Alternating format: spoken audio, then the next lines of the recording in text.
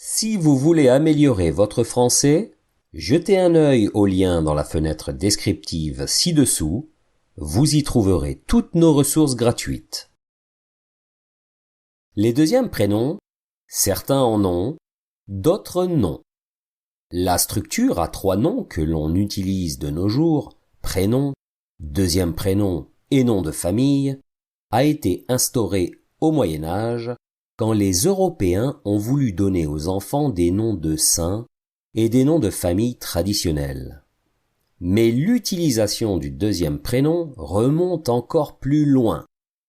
On ajoutait souvent un deuxième prénom à l'époque de la Rome antique pour déterminer l'ordre de naissance de l'enfant comme par exemple Marcus Tertius. Tertius signifie que Marcus est le troisième enfant de la famille. Dans certains pays, comme la Chine, les deuxièmes prénoms n'existent pas.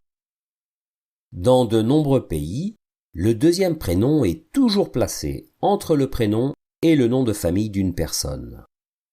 Il sert principalement à distinguer 2 homonymes.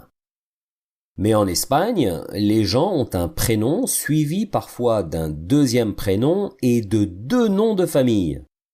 Traditionnellement, le premier nom de famille du père, suivi du premier nom de la famille de la mère. On aura par exemple Javier Ángel Encinas Bardem. Aux États-Unis et au Canada, il est souvent abrégé par une initiale à l'écrit et omis dans la vie quotidienne, comme par exemple pour le célèbre président américain John F. Kennedy. Le F signifie Fitzgerald. En France, le plus souvent, le deuxième prénom est attribué en fonction du nom du grand-père ou la grand-mère, du parrain ou de la marraine. Plus rare, il arrive également que le second prénom provienne du nom de famille d'un parent, le nom de naissance de la mère par exemple. Et il a parfois une histoire connue.